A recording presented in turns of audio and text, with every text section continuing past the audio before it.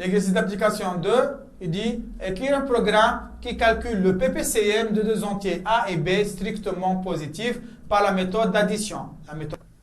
Bienvenue sur TuneSchool. On va corriger ensemble l'exercice d'application numéro 2 dans la troisième partie du chapitre 5, les structures de contrôle itératives.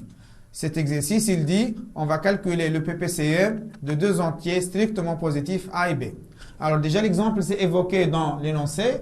Par exemple, pour A égale à 8, B égale à 10. Comment on va faire? Le principe de la méthode, c'est de faire l'addition à la valeur la plus petite, sa valeur d'origine. Je m'explique davantage. Par exemple, si je vais comparer A et B, quelle est la valeur la plus petite? C'est A, c'est clair. Donc, je lui ajoute sa valeur d'origine, c'est-à-dire je vais ajouter 8. Donc, 8 plus 8, ça donne 16. Et si ça reste 10, ne change pas. Après, avec les nouvelles valeurs, 10 est plus petite que 16. Donc, la valeur de 10 est plus petite. Donc, je vais ajouter encore sa valeur d'origine. Donc, ça devient 20. Et ici, il reste toujours 16. Après, maintenant 16 est plus petit, donc j'ajoute toujours, comme j'ai dit, la valeur d'origine. Donc 16 plus 8, ça donne 24. Et ici, il reste 20. 20 plus 10, ça donne 30. Et ici, 24. Maintenant, 24 plus petit. 24 plus 8, ça donne 32. Et ici, 30. 30 plus 10, ça donne 40.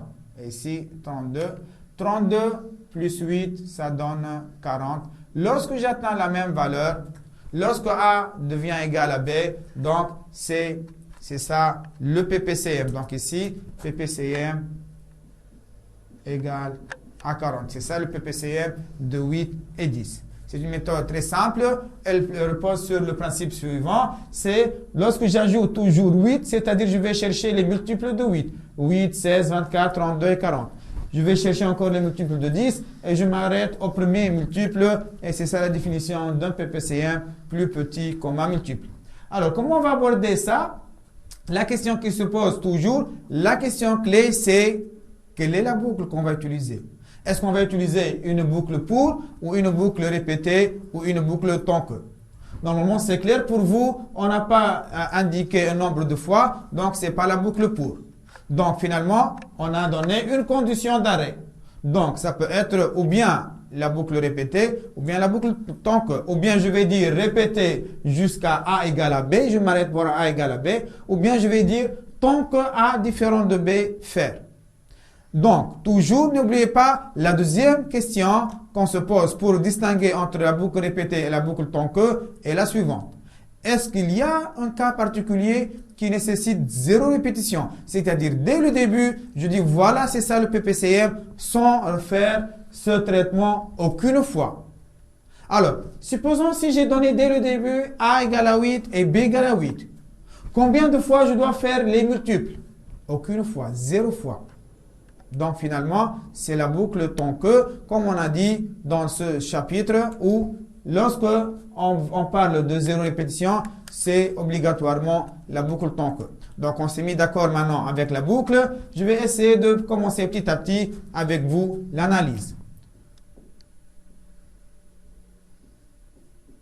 Analyse. Donc, nom de point, PPCM, résultat égal. Écrire. PPCM égale. Alors, où est le PPCM? Où est le résultat? Dans notre exemple, le résultat c'est 40. C'est quoi 40? C'est la valeur commune. C'est la même valeur entre A et B. Donc finalement, le PPCM, c'est l'une des deux valeurs A ou B. Donc je peux mettre A ou B ici. C'est pas grave, puisque déjà c'est la même valeur. Maintenant, on a dit encore qu'on va utiliser la boucle tant que. Donc ce serait tant que A différent de B. Tant que A différent de B, faire. Qu'est-ce que je vais faire? Je dois chercher qui est le plus petit. Donc, c'est une condition. C'est une structure si. Donc, je vais dire si A inférieur à B, si A est plus petit que B, alors, qu'est-ce qu'on va faire? On va ajouter à A sa valeur d'origine. Sinon, on va ajouter à B sa valeur d'origine. La question qui se pose maintenant, est-ce que je peux dire ici A reçoit A plus A et ici B plus B? Non. Pourquoi non? Parce que avec la mise à jour de A, par exemple, si on arrive ici, A égale à 24, A plus A, ça va donner 48.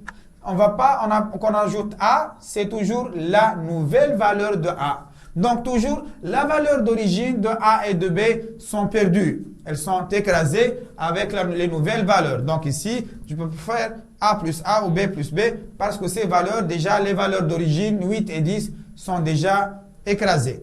Donc réellement, je cherche à ajouter toujours 8 et 10. Je cherche à ajouter toujours les valeurs d'origine, les premières valeurs de A et B. Sachant que A et B se changent au fur et à mesure que j'avance dans l'exécution. Donc, qu'est-ce qu'on va faire? Bien sûr, on doit stocker la valeur d'origine dans une autre variable. C'est-à-dire, je vais ajouter une variable C ici, qui va contenir 8, la valeur d'origine de A, et je n'ai pas le droit de changer C. Encore, je vais ajouter une autre variable D, par exemple, où je vais mettre la valeur originale de B, la valeur d'origine, et que je ne dois pas changer. Et donc, j'ajoute à chaque fois 8, 8, 8 ici. Donc, je vais ajouter 6, C à A, et je vais ajouter D à B. Donc, ici, je vais faire A reçoit A plus C, B reçoit B plus D, sachant que initialement, les valeurs de C sont... La valeur de C, c'est A, et la valeur de D, c'est B. Bien sûr, avant la modification. C'est pour cela que j'ai mis la valeur donc c'est la valeur de A avant la boucle tant que. Sinon, j'aurai toujours la nouvelle valeur. Donc, initialement, C reçoit A, D reçoit la valeur de B, et j'ajoute à A toujours C qui est la valeur originale et ne change pas, et j'ajoute à B la valeur de D qui est la valeur originale de B et qui ne change pas. Comme ça, on a terminé la boucle tant que. Donc, fin si, fin tant que. Il nous reste la saisie des données. Alors, n'oubliez pas que dans l'énoncé déjà, il a dit que A et B doivent être strictement positifs. Même avec en mathématiques, on ne peut pas parler de PPCM pour les entiers nuls ou bien négatifs. Donc, on a une condition pour la saisie. Donc, c'est la boucle répétée comme d'habitude. Donc, répéter A, B égale données avec un message introduire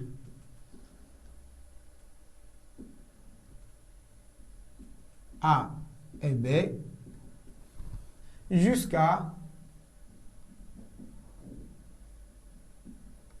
A strictement positif et B strictement positif. Voilà, on s'arrête ici. On a terminé l'analyse fin PPCM. Donc, on va faire ensemble le TDO, tableau de déclaration des objets.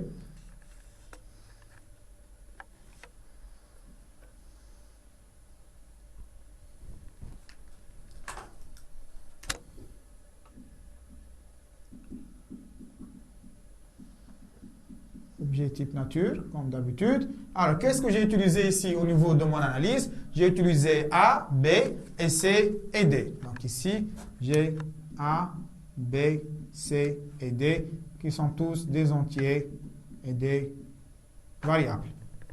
Comme ça, on a terminé l'analyse. On va passer vers l'algorithme.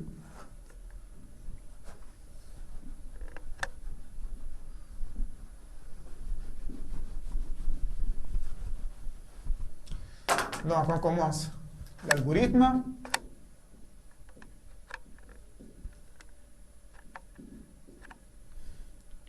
Donc, l'étape numéro 0, c'est début PPCM. Premièrement, c'est la saisie de données. C'est la boucle répétée pour la saisie de A et B.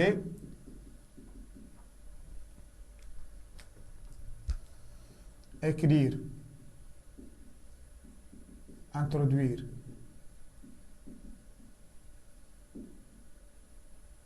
A et B, lire A, B, jusqu'à A positif et B positif. Donc ça, c'est l'étape numéro 1 qui est la saisie de données. Numéro 2, c'est la boucle tant qui commence par initialisation. Donc C reçoit A, D reçoit B, puis tant que A différent de B, qu'est-ce qu'on va faire? La structure si A inférieur à B, alors A reçoit A plus C, sinon B reçoit B plus D. Voilà, fin si, fin tant que,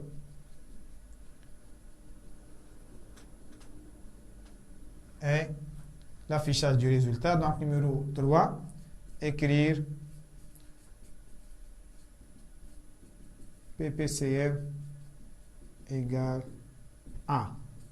Et quatrièmement, fin PPCM. On va passer maintenant à la traduction en Pascal sur machine de cet exercice.